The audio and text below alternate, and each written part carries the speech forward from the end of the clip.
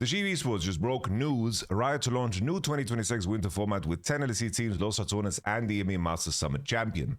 So basically, this just covers that it's going to be a competition. Kato's team, Los Ratones, have already established themselves as a very dominant team in the ERL system. So they are the overall already, best performing team because they won 2 titles, right, in winter and spring in the EMEA Masters. So they are already invited to the tournament.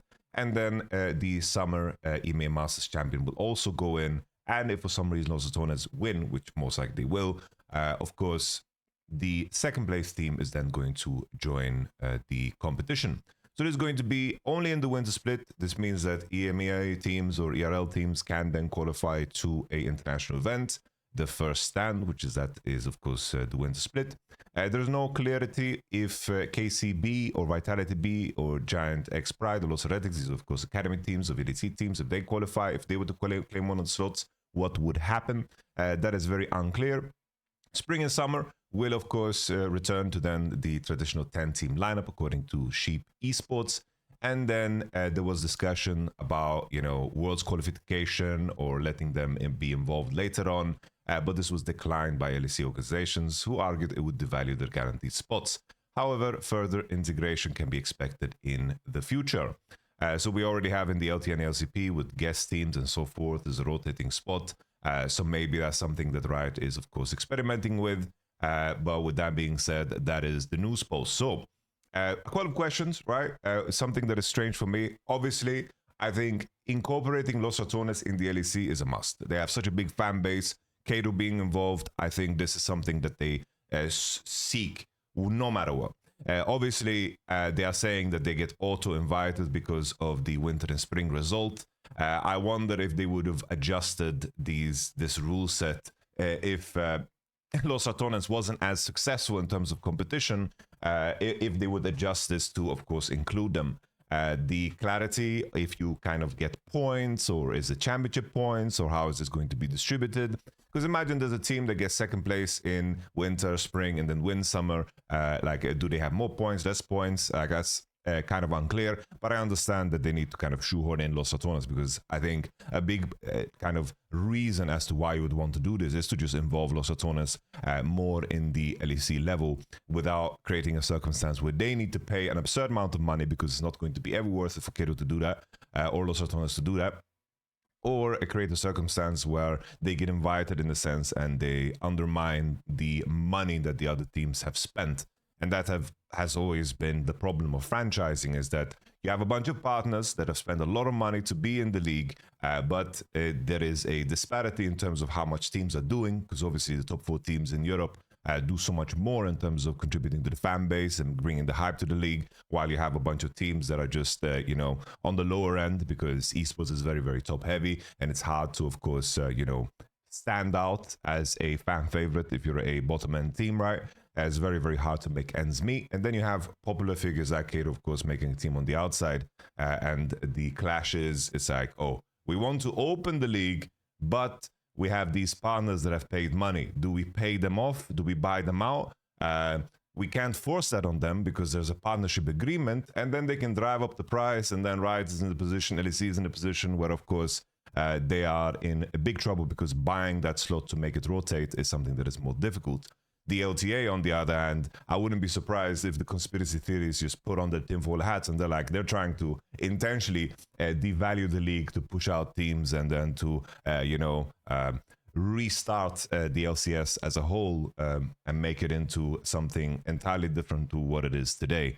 Because obviously in the LTA you have a bunch of teams that wanted to escape and wanted to exit, whether it's NRG that sold to, of course, Shopify Rebellions, or 100 Thieves that is currently a guest team because they just want out. And I think that the spending that they are spending on the day-to-day basis in terms of running a team in LA, they just kind of are getting pushed out because there is no return on it. So that's, of course, a very different circumstance, because now in the LEC, we're very fortunate that we have KC and Koi really, really, adding value to the league, and the Navi taking, of course, rogue slots. So there is a lot of, good energy flowing into the LEC in comparison to, of course, the LCS. I think it's very silly, though, that you have the EMEA Masters Summer Champion because the odds of the team that wins the EMEA Masters Summer is that the odds of that team staying together is going to be almost non-existent. A lot of those players are going to be signed to other teams and it's going to look entirely different. So that part is very strange to me. I don't understand what the goal is there or whatever.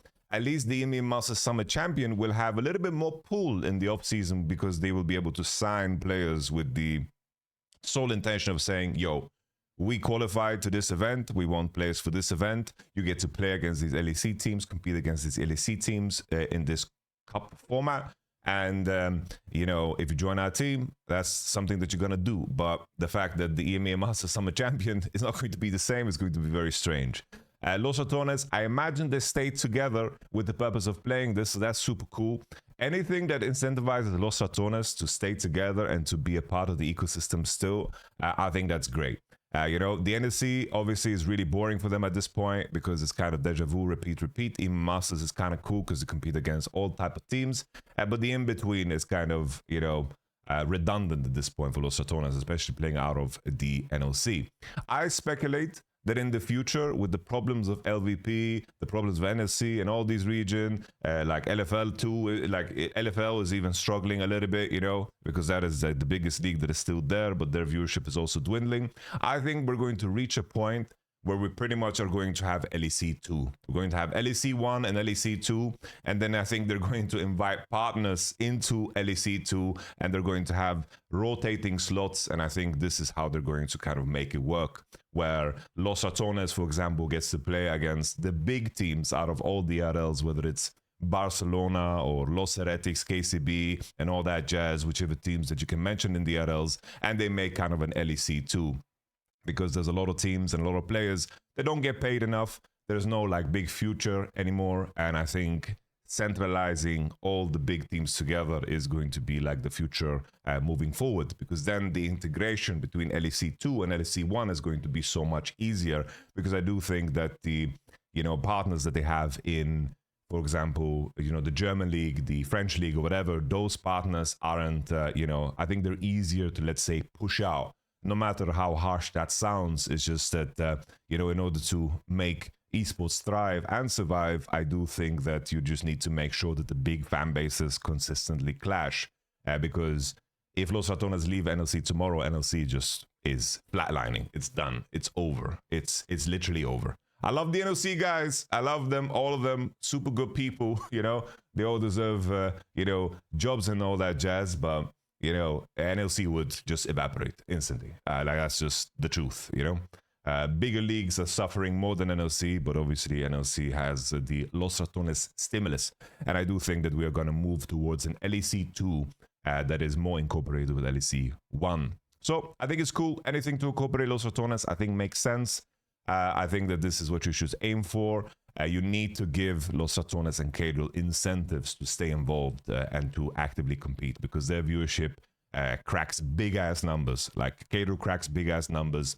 And if you find a world where you have Los Ratones playing against, like, KC, the LEC team, you know, you've succeeded. You've definitely succeeded.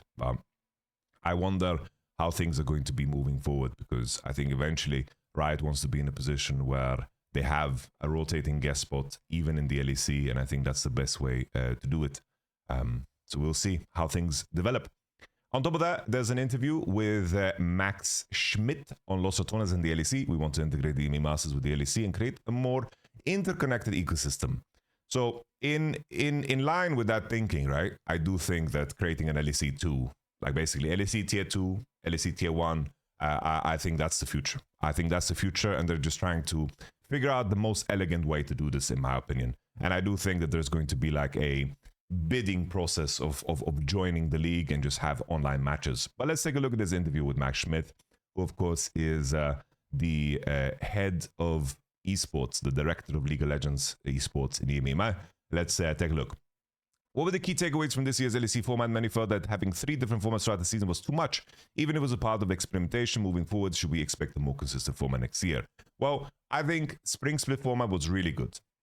When I joined the LEC back in season, of course, 3, we had roadshows already then. I played in Lille, in the Zenith Arena. It was amazing. And you traveled. I played at Gamescom. You traveled. That was amazing. incorporating that again and really activating the Koi fan base, KC fan base was really fantastic. I think that was a really, really, successful one. I think WINTERSPLIT being BO1s in a scenario where, of course, there was Fearless. There was a world where Winter was the only Fearless format, and we had only, for the first half, we had BO1s. That was some dog shit. That was some proper dog doo-doo. And then coming into the summer, considering some of these teams played, like 4 best-of-3s and then waited a month before playing BO5s, the volume of games there was a massive, massive problem. They took too many breaks, and I think a big problem is Riot in the LEC is spending way too much on show days in terms of money. I think that we shouldn't be afraid of playing online matches. Seriously. Don't be afraid of playing online matches. I think it allows teams to host their own kind of events. They like play online matches and make sure that Saturday, Sunday, when the games are happening Saturday, Sunday, then boom, rock and roll, make it in the studio, make it a big deal. Get your headline, big matches in the studio for these games. But you can, of course, run online matches with great casters and make the costs way cheaper. And I think like that, you get a lot more games and you can build up a lot more hype. But let's take a look at what Max Schmidt says. Great question. We took a lot of learnings from this year. Some things went exceptionally well, like our spring split format, agreed, which was very well received and enabled us to do road trips. That was one of the big bets we took for the LEC, having more opportunity to get outside of Berlin, outside of the studio, and engage fans locally in their own communities and languages. That was an amazing breath of fresh air, and we want to do more of that. That's why, as Artem Bikov already disclosed, we're not going to repeat our summer format, we're going to replace it. I also agree that having 3 different formats in single year might be too much. We're moving more towards stability and recognition with formats that are more consistent compared to the very different ones this year. I have to say, the fact that there's 3 different formats, I couldn't care less. Who cares? Why is that a problem? Just make the formats good and nobody cares. The problem was the winter split format sucked ass and the summer split format sucked ass. That's it. There is nothing else to it. You have the challenge of winter split being the shortest split, the spring one being the largest one, and then the summer one being your qualifier to the World Championship. And sure, you can just make a repeat, and I think that what the LCK did was very clever. I think using spring split to set up a seeding for summer and then having a upper league and a lower league is super, super cool. Imagine a world if you wanted to integrate, the ERL teams. Let me just load up Epic Pen here. If you wanted to create a scenario where you basically set up a world where you want to integrate the ERL teams more, imagine you have a situation where spring split goes through, and then coming into summer, you basically separate the team top 5 and then bottom 5. You basically split them off exactly like the LCK, super, super good. And then when you have played enough matches to, of course, then qualify to the playoffs, you then can incorporate ERL teams here, right? Let's say you have ERL top 2, and they have to beat the bottom 6 of the LEC to then qualify into the playoffs, similar to the LCK. I think that would be amazing. I think that's a fantastic way of creating integration. The teams that are in the LEC get the validation of playing the matches in the LEC, and then the ERL teams can then qualify by then beating the bottom LEC teams to then playoffs. And I think that this type of a separation is really the future. The LPL was first, the LCK adopted it. We had cool, insane matches every single week. And I do think that in a world where you pretty much want to see KC versus Koi, Fnatic versus G2, Fnatic versus KC. You want to see the top teams clash. And then at the same time, seeing the winner of the bad teams is also kind of an interesting project. And I think this is the best way to do it. I think this gives you volume, and then the ERL teams can sneak in here and you can go through the regular season. And of course, the ERL teams would then have to, break through ERLs. The main issue with this, right, is that the EMEA Masters runs usually happen ahead of, the big competitions, meaning like ahead of MSI, ahead of course, the World Championship, or sometimes during, hashtag good scheduling. that's why this LEC2 system would really need to be there in order to make it as fluid as possible, because otherwise EMEA Masters would be very rushed to make them, of course, be included in this type of a format. But I do think that if Spring Split kind of creates a scenario where there's a separation between the bottom and the top teams, I think this is really, really like the best way to really put pressure on teams to perform and to give us the best matches possible, because that's in the end what we want. Let's continue with this. WINTERSPLIT was fairly stable and was the same as the year before. It came with its own upsides and downsides, but the biggest learning experience was the summer split, which for various reasons did not go the way we wanted. That's something we're going to adjust significantly for next year. Looking back at the 3 splits, I said we were happy with how spring turned out, very unhappy with summer. We want to do much better job next year. I'm very excited for what we have cooking. So the fact that WINTERSPLIT already mentioned that it's a cup, I think that's a positive. Do you take inspiration from other region formats like the LCK or LPL? How much of that is actually possible to apply in the LCK given the different budgets and circumstances? Great question. We're always trying to take inspiration from what works and what doesn't. The LCK is a great example to look up to. Well, honestly, the LCK has been great, but this year the LCK was trash. Let's be honest. In winter, we had a really terrible seeding situation where T1 went 4-1, and then Hanwha Life and T1 had to play a qualifying match to playoffs. And then Nongshim made it so much further when everybody and their mother knew that T1 was much better than Nongshim. So WINTERSPLIT was, of course, garbage, even though T1 went 4-1 in their qualifying process and only D+ outscored them with 5-0. Spring Split had no finals, and Summer was all right. You know, Summer was all right. Their home ground model, is another case where we've compared their system to our old cheap system to see what we can learn from each other. It's been a really good relationship with the LCK. The LP has a very different environment, which makes direct comparison difficult. Both the LCK and LP operate as single country leagues, while we cover more than 100 countries with different jurisdictions. More than 100 countries.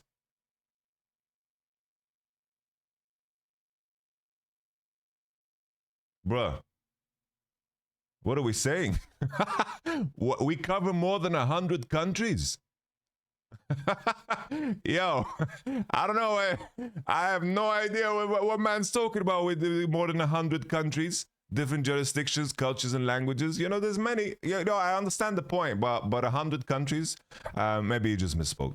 South Korea is a small, very esports-focused country with much lower costs thanks to its infrastructure. For us, the economics are very different. That poses new challenges. Definitely, it poses unique challenges, you know. That said, we still want to develop in that direction. One concept of the last few years, we have steadily increased the number of games in the LEC.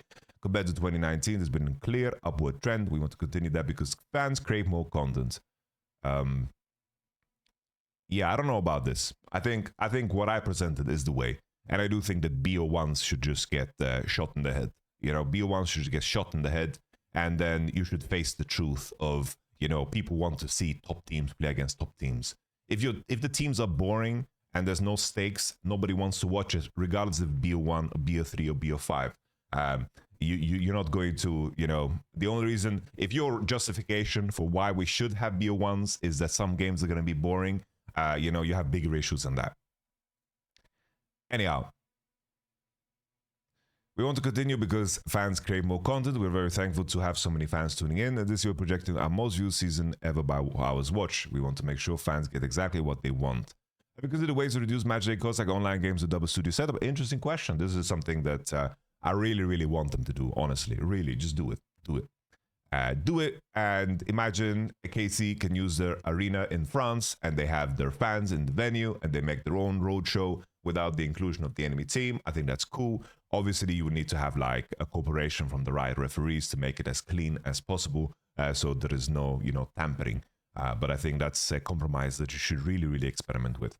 What are your thoughts on the current League of Legends calendar? We now have 3 splits, plus new events like First Time and EWC. Do you feel like we could reach a point where the calendar is too crowded and devalues higher level competition?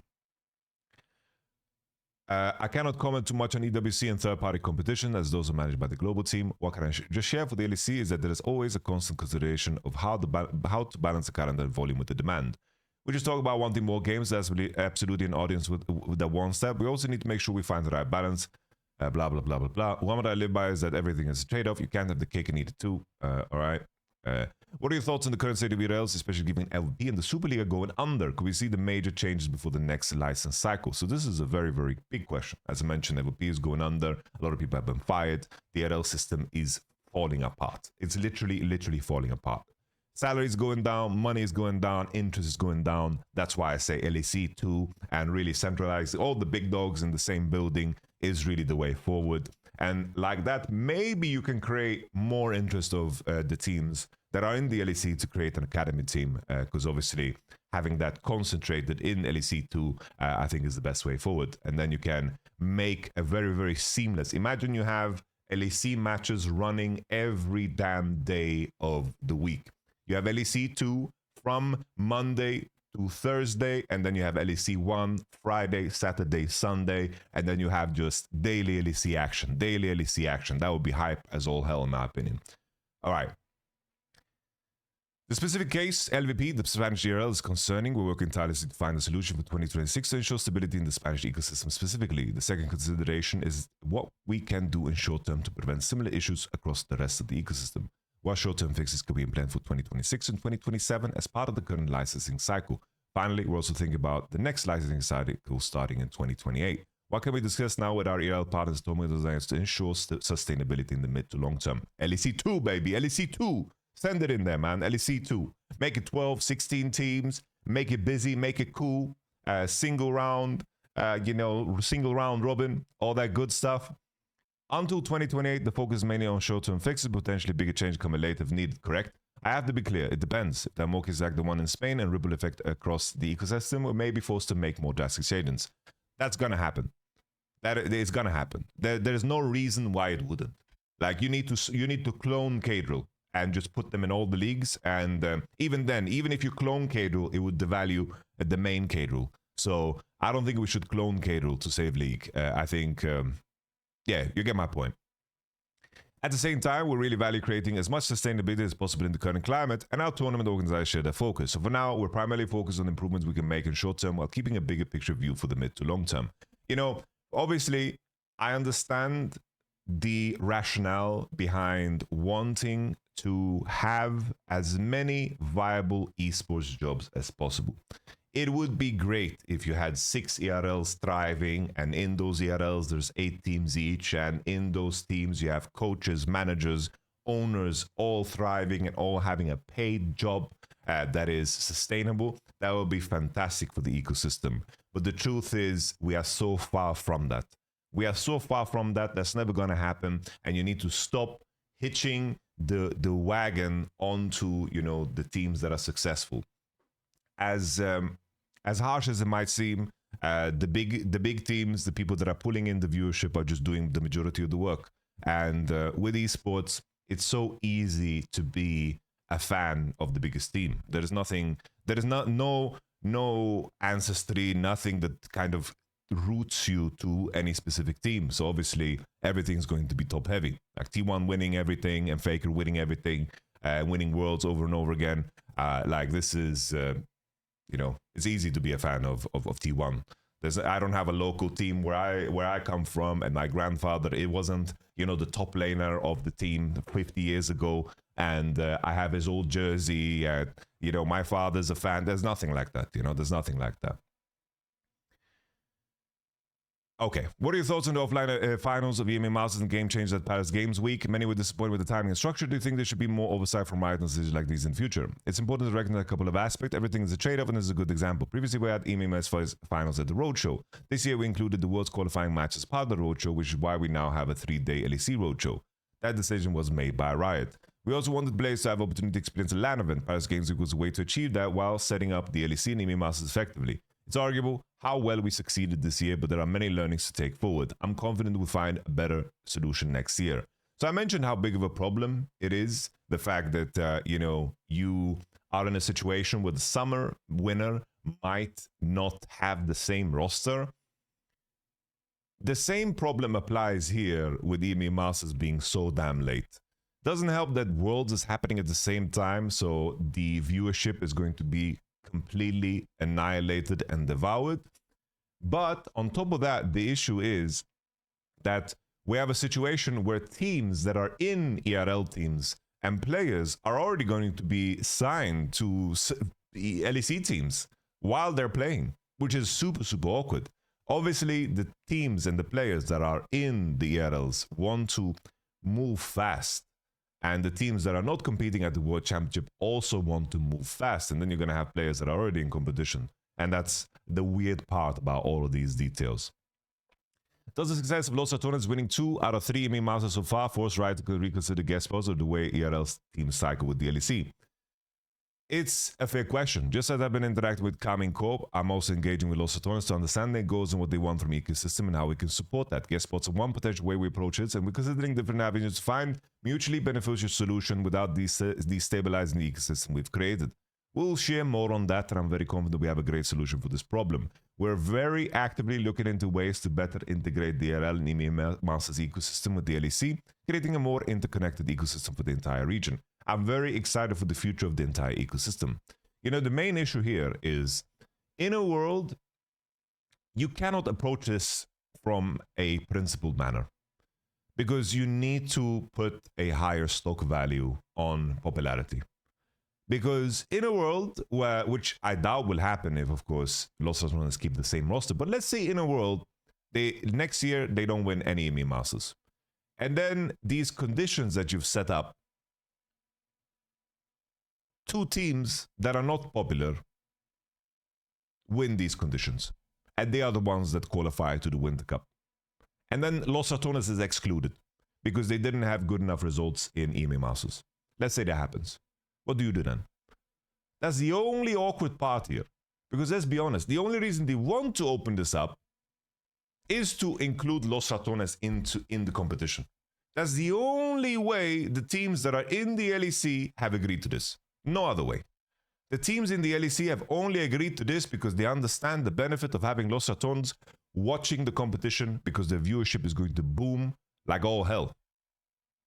In a world where Los Ratones don't perform, this is going to be a very awkward conversation, because you're going to have to then change the rules. And the truth is, I think coming out ahead of this and just being honest about what Los Ratones offer to the ecosystem makes and outlines the process of this way better, because you just want to have the popular teams. And I think if you make it so that the LEC teams vote for who can play and who is involved, and you make that clear, I think fair game, because that's just what it is at the end. I think you want to make it fair. You want to make it, principled. But the truth is, that's not the right angle. That's just not the right approach, in my opinion. It's just that might bite you in the ass in the future.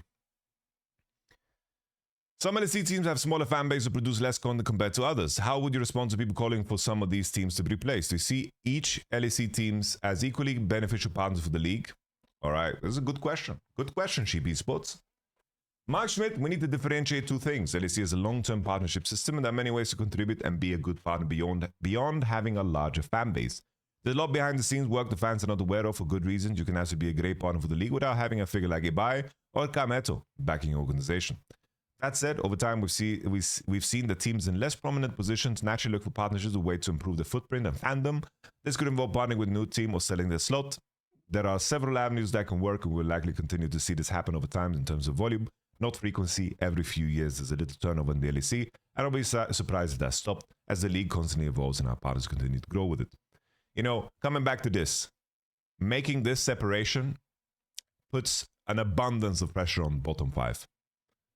And I think you want to create a circumstance where the value of being a top 5 team goes up and a value of being a bottom team goes down.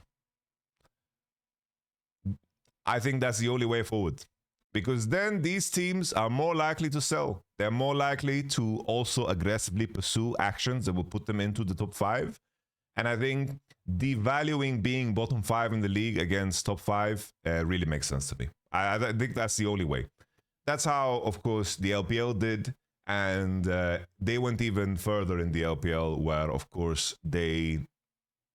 between spring and summer, they straight up just said, if you bottom 2 in spring, you don't even get to play summer. And those teams like RNG it's just bankruptcy. They're just done.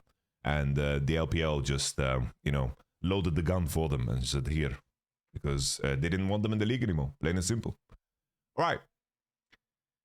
That said, over time, we've seen teams in less prominent position. We already read that. How do you feel about your relationship with the LEC fans? Many of you feel Riot isn't transparent enough or doesn't communicate enough on social media. Do I wish I could sometimes talk more? Absolutely. That said, we need to find the right balance.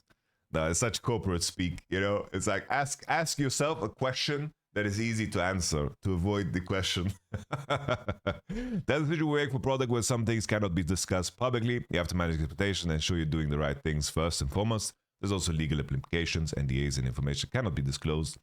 That being said, we can do a better job being more open. I wouldn't call it fully transparent. Transparent would mean you could see everything, but it's worthwhile to be more open.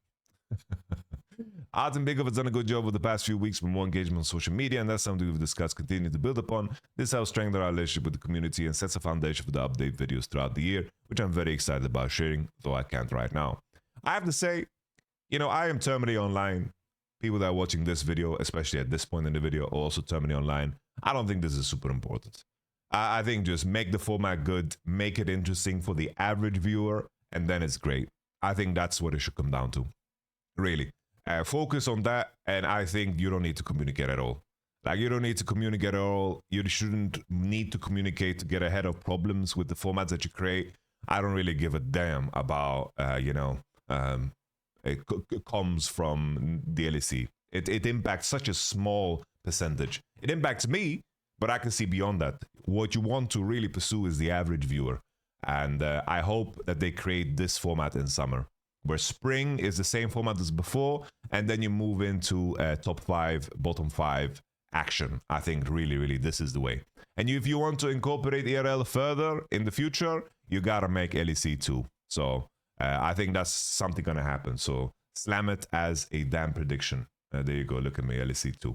All right, that's it. Big news, big news. Let me know what you guys think. I'll catch you guys on the next one. Peace. Let's keep doing the content. World is starting fast. We have the mid-season Asia Invitational, whatever it's called, that crazy tournament with the top 5 to 7 teams as well. I'll catch you guys in the next one. Peace, my friends. Bye bye.